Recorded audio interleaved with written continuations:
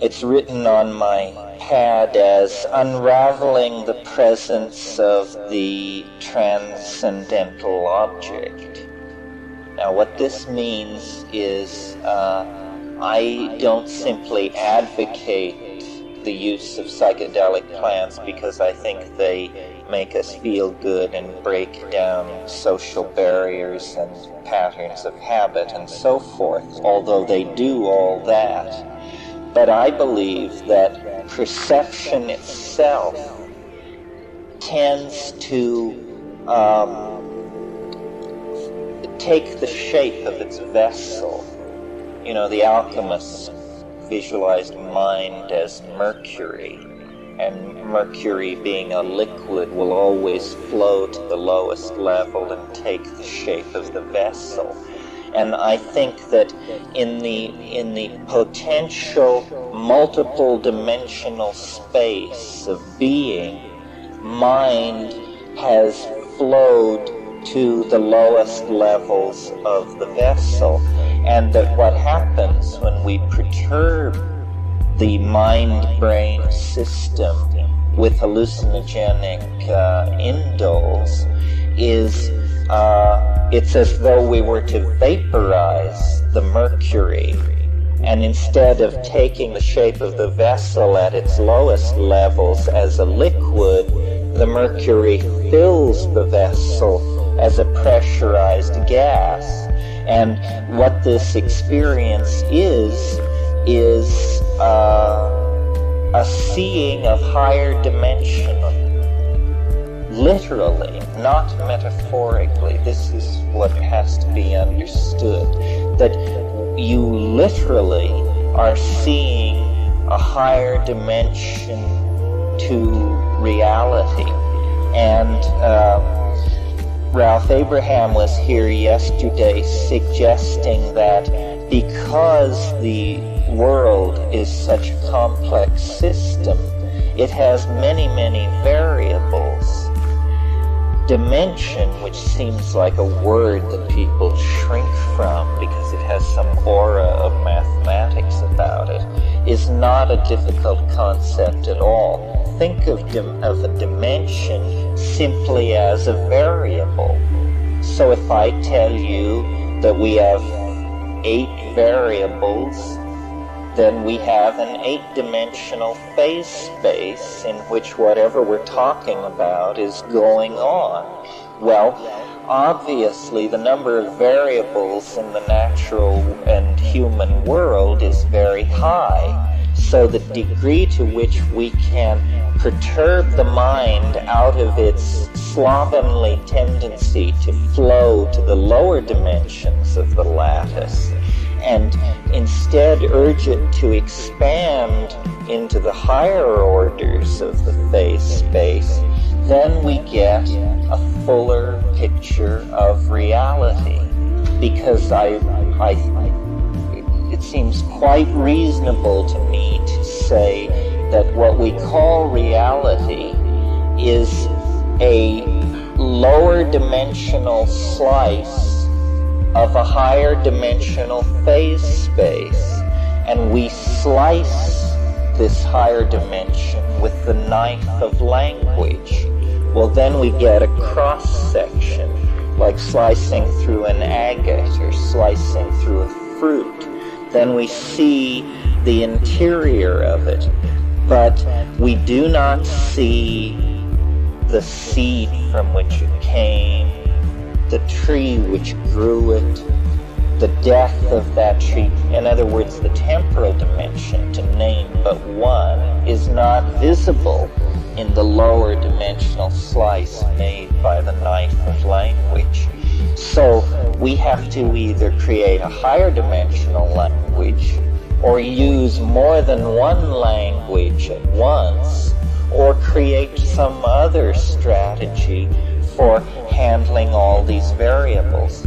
What shamanism is a person who can go into these higher dimensions and understand enough of what they're seeing that for them it functions as a map of the lower dimensional world into which they are going to return. Many of you have heard me say a shaman is someone who has seen the end. Well, this is just a kind of cute way of saying that the shaman has experienced the temporal dimension as a totality. The shaman has seen the beginning and the end. And that's what gives the shaman his or her peculiar psychic equilibrium, because they're not like you and me, groping along down here in four-dimensional space, trying to figure it out. For them, it's all of a piece, and this feeds back into their personality as a tremendous kind of authenticity. Well, we need to shamanize to save the planet. We need to create higher dimensional mappings of our world and the crisis in which we are in order to plot a way out of the cul-de-sac that the phonetic alphabet, monotheism, and print-created linear monoculture has shoved us into. So the psychedelics are not ancillary, they're not peripheral, they're not secondary. They are the way to propel ourselves into these higher dimensional phase spaces. Eventually we will drag our computers with us, but you can't push the computer first, because the computer must be programmed by people who have seen these things and know what they are shooting for. What this process will inevitably become is pressure on the evolution of language. Because you see, even though in the last few minutes I've presented it to you in a kind of imperative mode, where I'm saying, this is what we need to do, this is what we should do, this is what we will do. As a matter of fact, this is what we have been doing, and for a very long time as well. In fact, the entire progress of biology and culture, anthropology, can be seen as a kind of conquest of dimensionality that has occurred at an ever-accelerating rate, so that, the earliest organisms were just literally groped their way through life. They couldn't see light or darkness. They rubbed up against something, and that's how they knew it was there.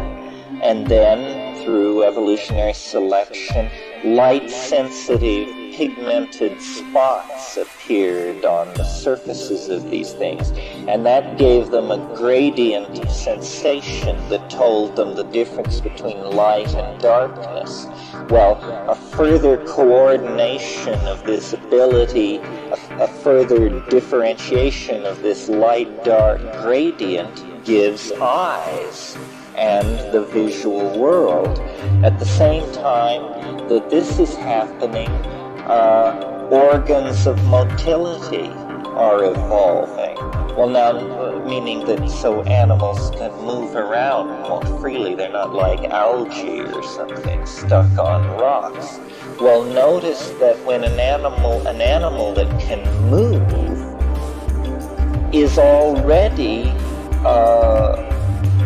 master of a whole set of dimensions that are completely invisible to a creature which cannot move. Let's say a sea anemone. What do sea anemones know of the fear of flying? They don't know anything about it, because for them the world is not put together that way. But a gazelle coordinates itself in a higher dimensional space than the sea anemone. Similarly, once you reach the place in evolution where language appears, language is a way of destroying the primacy of the moment. In other words, pushing out from this very narrow domain called now into an anticipation of the future based on an extrapolation and analysis of the past. This is a conquest of dimensionality, adding variables, you see. And then when you go into the realm of epigenetic coding, huge databases so that nothing is ever forgotten, in a way the past ceases to fall away. The past is co-present with the present in a world where there is high-speed information and data retrieval. So, similarly, in our present circumstance, then, what we are pushing against is the envelope of the dimensionality of language. Language has hitherto been allowed to grow like Flopsy or Mopsy, or one of them. In any case, it has not been thought of as a process which could be guided by cultural engineering. But I think this has to be done if we are going to make the changes necessary to be made in the time that we have to make them.